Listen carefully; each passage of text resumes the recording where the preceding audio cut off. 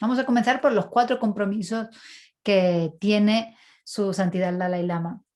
Y esos cuatro compromisos me parece que son importantes conocerlos por varias razones. Una de ellas es porque nos permite comprender mejor las actividades que realiza su santidad el Dalai Lama cuando hace una cosa, cuando hace otra o hace otra, podemos comprenderla mejor si comprendemos cuáles son esos 4 compromisos. Y por otro lado también podemos participar, apoyar a esos proyectos o esos compromisos de su santidad si los conocemos, si aparte son compromisos que de una forma u otra nos incumben a todas las personas. El primero de ellos es como ser humano, ¿no? Su santidad el Dalai Lama es un ser humano como tú, como yo, y por lo tanto, él como ser humano siente una responsabilidad universal de crear un sentimiento de unidad entre toda la humanidad. Y seguramente si habéis escuchado sus enseñanzas, lo habréis escuchado muchas veces hablar sobre, en inglés, normalmente lo dice en inglés, the oneness of humanity, ¿no? Como la unidad de la humanidad, ¿no? Al final compartimos la misma humanidad y en ese sentido todas las personas somos exactamente iguales y en el sentido de que deseamos exactamente lo mismo. Si bien puede haber eh, muchísimas diferencias, muchísimas cosas que nos diferencien, nacionalidades, idiomas, color de piel, preferencia sexual, preferencia alimenticia, nos podemos ser vegetarianas o carnívoras o lo que sea, gustos, hay muchas cosas que nos pueden diferenciar, pero hay algo que subyace bajo toda persona humana, de hecho, bajo toda la naturaleza de todos los seres, no necesariamente solamente los seres humanos, los animales y los insectos también, que es el deseo de ser feliz y de no sufrir.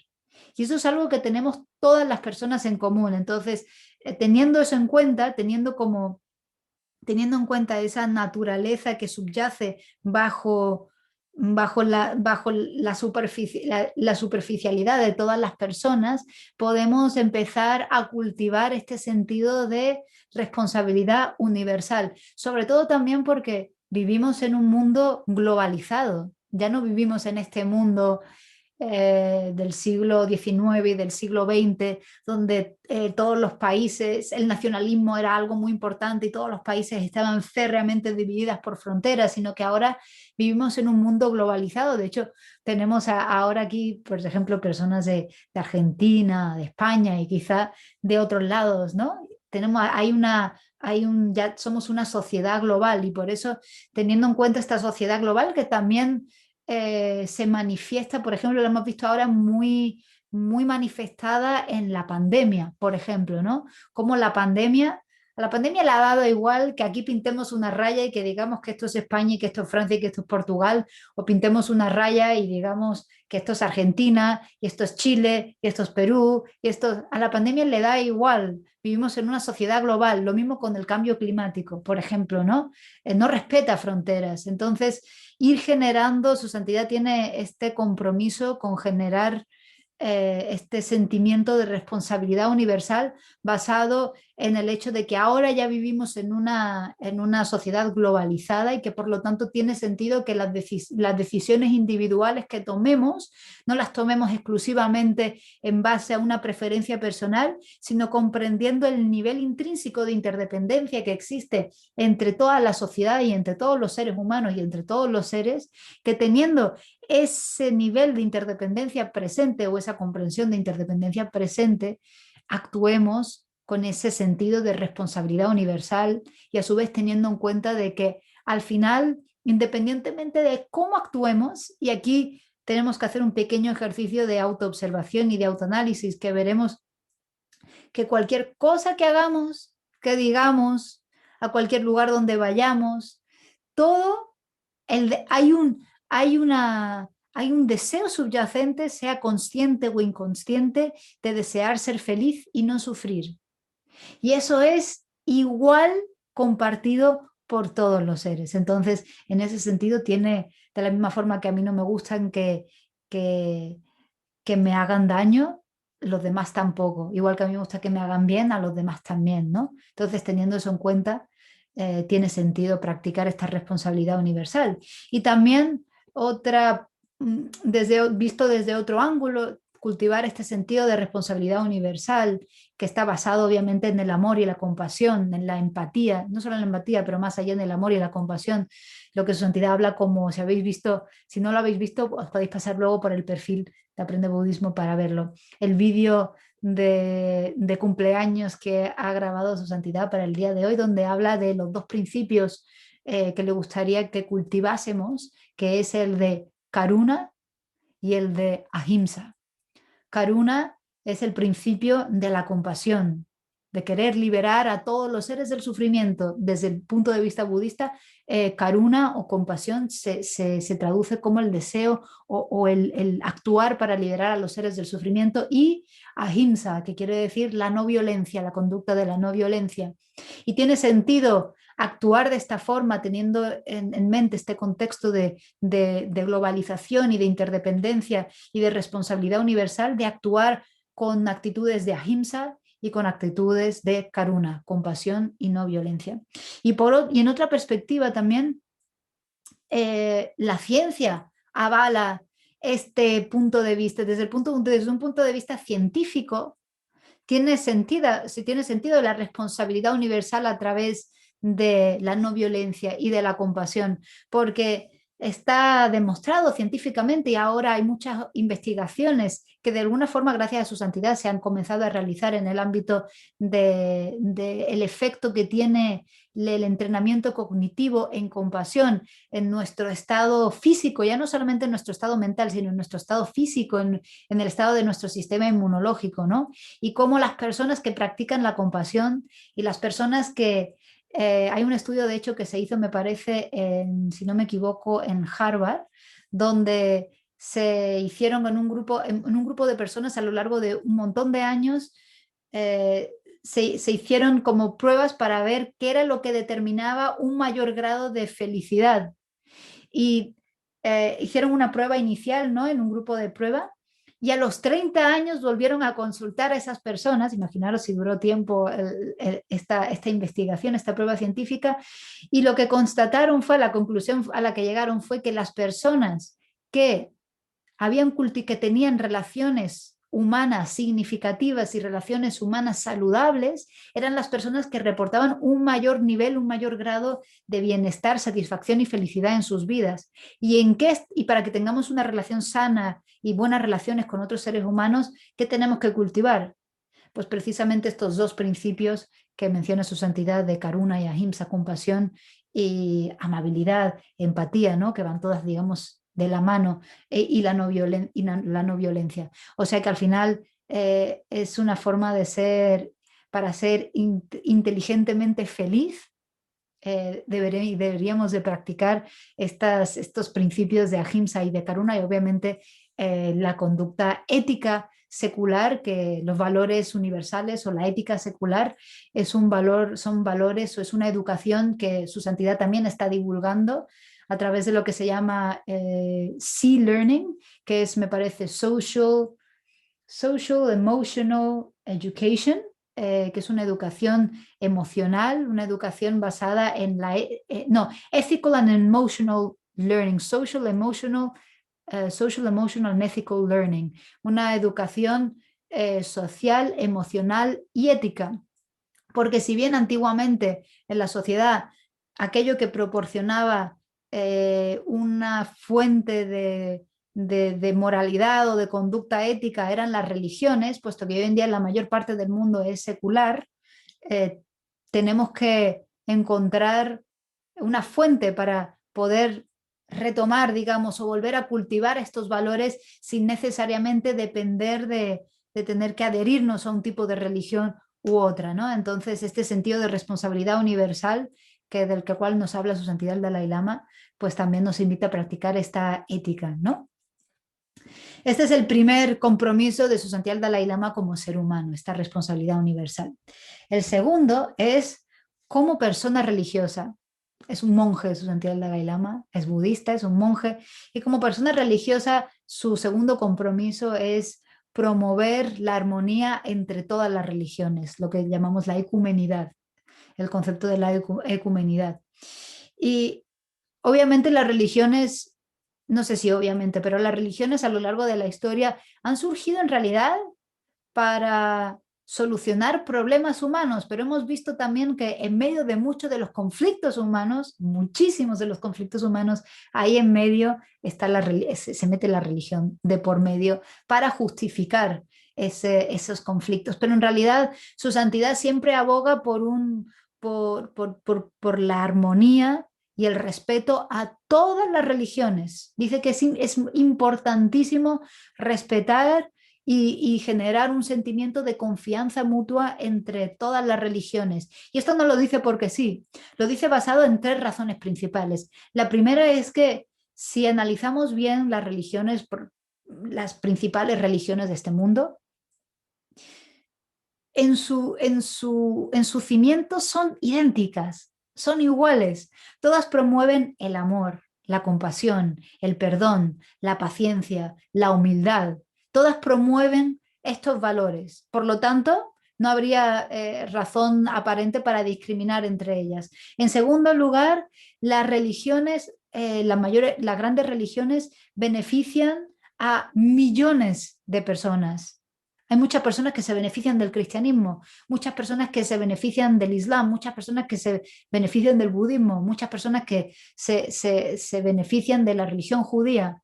Por lo tanto, en ese sentido no hay motivo tampoco para discriminar, porque podemos ver las religiones como distintas medicinas que ayudan a curar distintas enfermedades, porque muchas personas tenemos inquietudes espirituales. Las inquietudes espirituales que tenemos pueden ser distintas y las distintas religiones o distintos caminos espirituales satisfacen nuestras distintas inclinaciones, predisposiciones y nuestras distintas inquietudes espirituales. Por lo tanto, las religiones, puesto que benefician a millones de personas en el mundo y satisfacen las inquietudes espirituales de muchísimas personas, tiene sentido cultivar este respeto y esta confianza en las religiones. Y en tercer lugar, que a pesar de que es cierto de que hay diferencias filosóficas entre las distintas religiones, por ejemplo, el budismo se basa en la creencia en la ley de causa y efecto y de los renacimientos. Y en base a eso se promueve una conducta ética, ¿no? Mientras que otras religiones, como el cristianismo o el islam, hablan sobre un Dios creador, y puesto que este Dios creador nos ha dado, es el, digamos, el padre de todas las personas que estamos aquí, tiene sentido pues cultivar el amor, la compasión entre hermanas y hermanos, ¿no? Todas las religiones parten de puntos de vista filosóficos distintos, pero esto, en vez de verlo como una base para el conflicto, deberíamos de verlo como parte de la riqueza de las religiones. ¿No es increíble que cada religión pueda aportar un punto de vista distinto, que pueda adaptarse mejor a la psicología de la persona que la practica, ¿verdad? Por lo tanto, no debemos de ver estas diferencias filosóficas como punto de conflicto, sino ver estas diferencias filosóficas como parte de la riqueza de la humanidad, como parte de la riqueza del mundo. Hola, José. Así que también podemos ver que estas diferencias filosóficas no necesariamente quiere decir que estén diciendo cosas distintas. A veces sí, pero no siempre. Porque podemos ver, por ejemplo, que se puede decir una misma cosa de formas distintas. No quiere decir que porque las cosas se digan de forma distinta, quiere decir que estemos hablando de cosas distintas. También un mismo tema, cuando se imparte, yo ahora mismo, por ejemplo, estoy explicando el segundo compromiso de su santidad, ¿no? Que es crear la armonía entre todas las religiones. Y puesto que hay distintas personas aquí, cada persona entenderemos cosas distintas, y si luego se lo explicamos a nuestras amigas o a nuestros amigos, pues quizás explicaremos aspectos distintos de una cosa que yo he dicho. Por lo tanto, cuando, por ejemplo, Jesús impartió sus enseñanzas o cuando Buda imparte sus enseñanzas, las discípulas y discípulos presentes ahí pudieron entender cosas distintas, y por eso luego hay versiones distintas, ¿sí? Y por otro lado, un mismo maestro o maestra puede impartir distintas enseñanzas desde distintos puntos de vista para favorecer a el estudiante que está escuchando, recibiendo esas enseñanzas, para adaptarse mejor a su forma de pensar. ¿Sí? Por eso también que haya distintos tipos de enseñanza y distintas religiones no es algo malo, es algo bueno, porque nos da para que todas las personas podamos encontrar algo que nos sirva para transformar al final nuestras vidas, porque al final están para eso, ¿no? O sea que este es el segundo compromiso de su santidad, el Dalai Lama, que es promover la ecumenidad, promover la armonía, promocionar la armonía entre todas las religiones. El tercero es, hemos visto que el primero es él como ser humano, promover la responsabilidad universal, él como su santidad como persona religiosa, que es promover la armonía entre todas las religiones. El tercero es él como persona tibetana. Su santidad el Dalai Lama es tibetano y por lo tanto el tercero de sus compromisos es preservar la cultura y el idioma tibetano. Como sabéis, los tibetanos tuvieron que huir en 1959 del Tíbet por la invasión del gobierno chino del Tíbet y colonizaron el Tíbet, destruyeron muchísimos monasterios, mataron a muchas personas, encarcelaron también a muchas personas y su santidad junto con muchos tibetanos y tibetanas pudieron escapar del Tíbet en 1959 y luego a lo largo de los años fueron escapando recorriendo todos los Himalayas para llegar a Nepal y luego fue India quien los acogió y les dio asilo y refugio pues, en India, ¿no? El presidente de aquel entonces, que era el presidente Nehru. Entonces, en China, el gobierno chino eh, no permite la libertad de la práctica de la religión, no permite que los tibetanos puedan practicar el budismo libremente, no se permite, por ejemplo, que se puedan tener imágenes ni siquiera del Dalai Lama. De hecho, yo tengo, cuando traduzco para varios maestros, ¿no? Monjes tibetanos, ¿verdad? Y muchas veces, pues, cuando estamos en las enseñanzas y estamos, por ejemplo, cuando estábamos en Nalanda, ni más ni menos en el monasterio de Francia, ¿verdad? Y era Año Nuevo tibetano, es en febrero más o menos, y habíamos organizado, se había pues hecho un altar súper bonito y había un cuadro súper grande de su santidad y tal, tal, tal. Entonces el geshe para el que yo estaba traduciendo me pidió que si le hacía una foto para enviársela a su familia, que está toda en el Tíbet. De hecho, desde que se fue en exilio, cuando él tenía, me parece, 23 años, no ha vuelto a ver a su familia y ya tiene 40 y pico, ¿no?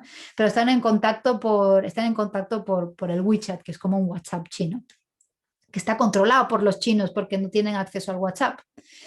Entonces me dice que le haga esta foto, yo le hago la foto, pero me dice, pero ten cuidado de no sacar el cuadro de su santidad. Siempre la foto enfocada a mí para que no se vea el cuadro de su santidad. Y la razón es porque si él envía la foto a su familia con el cuadro de su santidad y los chinos que están vigilando o el gobierno chino que está vigilando esas conversaciones lo ve, se puede meter en muchos problemas, meterlos en la cárcel y ocasionarle muchos problemas, ¿no? Entonces hay una falta muy gorda que no sé si sois conscientes de libertad en el Tíbet, que está ocupada por el gobierno chino. Entonces, en estas circunstancias, preservar la cultura tibetana y el idioma tibetano es difícil y por eso uno de los compromisos de su santidad es mantener viva la cultura tibetana y mantener vivo el idioma tibetano, sobre todo el idioma tibetano, porque los idiomas están como intrínsecamente conectados a la cultura a la que pertenecen. Y es imposible mantener viva una cultura si su idioma no está vivo. Si el tibetano se vuelve una lengua muerta, al final muere también la cultura que va ligada a ese idioma. Por eso también promueve su santidad el preservar la cultura y el idioma tibetano. Por último, el cuarto compromiso de su santidad es como, no solo como persona religiosa, sino como persona budista, como practicante budista, pero además como refugiado tibetano en la India, que va muy ligado a lo que acabamos de hablar. Cuando China fue a ocupar el Tíbet, los tibetanos pidieron auxilio a muchos países y nadie respondió. Los únicos que respondieron fueron la India, fueron los únicos los que le abrieron las puertas a los tibetanos y a toda la comunidad tibetana. Entonces, en ese momento, cuando su santidad llega en 1959, después de un largo recorrido que dura un mes caminando, más o menos como de 20 a 30 días caminando por los Himalayas. Entonces, cuando llegaron allí, su santidad le expresó su deseo de no solamente de integrar a las personas tibetanas en la cultura india, sino de que India les proporcionase la oportunidad de crear sus propias escuelas y sus propios monasterios para preservar su cultura. Y el presidente Nehru, que la verdad que es un ejemplo, teniendo en cuenta los ejemplos que tenemos hoy en día, por lo menos aquí en Europa, de ayuda a los refugiados y a los inmigrantes, no hace falta que digan mucho porque ya lo sabéis, le abrió totalmente las puertas y le habilitó y le regaló tierras para que pudieran construir sus propios monasterios y para que pudieran construir sus propias escuelas, que pudieran aprender en sus propios idiomas, preservar su propia cultura. Y entonces, este cuarto compromiso tiene que ver con el agradecimiento que siente su santidad hacia el gobierno indio y hacia todas las personas indias que acogieron a los tibetanos con los brazos abiertos y les permitieron preservar su cultura, su identidad nacional, su idioma, su religión.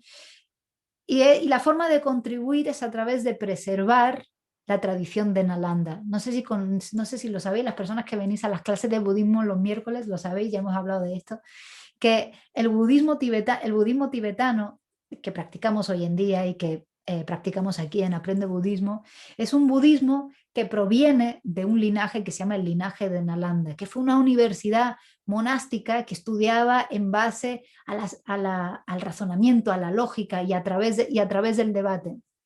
Esta tradición de Nalanda provenía de India. Eso en realidad la tradición no es tibetana, la tradición es india. Los maestros originales, los cuales estudiamos como Nagarjuna, Chandakirti, Dharmakirti, Baba Viveka, Shantarakshita, Guru Rinpoche creo que era de Pakistán.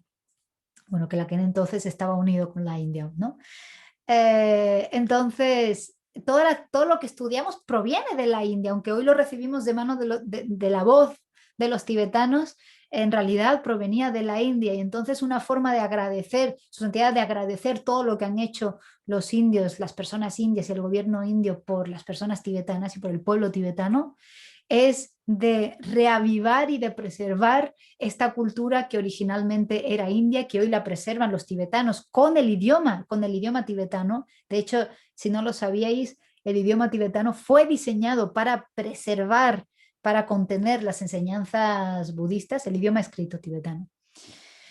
Y de una forma de devolverles, digamos, esta cultura, esta tradición de Nalanda que se ha perdido en la India, porque hoy en día en la India el budismo se perdió cuando entró, no sé si el emperador Mughal, que fue un emperador musulmán, se perdió las tradiciones budistas en la India, y entonces ahora su santidad quiere devolver y reavivar estas brasas que permanecen vivas en la India de la tradición de Nalanda. Entonces, este es el cuarto compromiso de su santidad. O sea que, en resumen, de nuevo, los cuatro compromisos de su santidad el Dalai Lama es primero como ser humano, que es promover este sentimiento de humanidad que nos une y de responsabilidad universal a través de los principios de karuna y ahimsa, que quiere decir de compasión y de la no violencia. En segundo lugar, como persona religiosa, su segundo compromiso es promover y promocionar la ecumenidad, la armonía entre todas las religiones. En tercer lugar, como persona tibetana, es preservar la cultura y el idioma tibetano. Y en cuarto lugar, como discípulo de Buda, como recipiente de las enseñanzas de Nalanda y como refugiado, receptor de toda la amabilidad del gobierno indio y de las personas indias, reavivar, su cuarto compromiso es reavivar la tradición de Nalanda, de donde proviene todo el budismo que estudiamos hoy en día. Y estos son los cuatro compromisos por los que trabaja diariamente su santidad el Dalai Lama. Y como he dicho, si alguno de estos compromisos que tiene su santidad resuena con alguna o alguno de vosotros, con las personas que estáis aquí, podéis apoyarlo en cualquiera de estos compromisos, pues por ejemplo, practicando practicando Karuna y practicando Ahimsa, la no violencia y la compasión en vuestra vida diaria y tratando de promover esta responsabilidad universal en vuestro día a día con las personas que tenéis alrededor. Si sois personas religiosas de cualquier religión, budismo o no budismo, podéis tratar de promover la armonía entre las religiones. Si tenéis personas de otras religiones en vuestro alrededor, preguntarles, interesaros y promover este sentido de hermanos y hermanas de distintas religiones, pero que al final compartimos el mismo objetivo, ¿no? Que es ser mejores personas. Si os interesa preservar, ayudar a su santidad en preservar la cultura y el idioma tibetano para que no se pierda mientras que los tibetanos y las tibetanas sigan en el exilio, podéis aprender tibetano, por ejemplo, como yo, que traduzco del tibetano, o podéis informaros más sobre la cultura tibetana y ver cómo podéis apoyar a las personas tibetanas que están en exilio, a lo mejor a través de Casa del Tíbet, por ejemplo, que hay casas del Tíbet en distintas partes del mundo, o a través de vuestros centros culturales tibetanos que pueda haber en vuestras ciudades. Y por último, si lo que os interesa también es, si resuena con vosotros, el preservar estas enseñanzas de la tradición de Nalanda, podéis apuntaros a clases para aprender más sobre la psicología y la filosofía budista que proviene de la tradición de Nalanda. Así que esto era lo primero que os quería compartir. Es importante que comprendamos de dónde estos compromisos y desde qué motivación actúa su santidad, y me parece que puede ser muy inspirador para todas las personas que estamos aquí escuchar esto.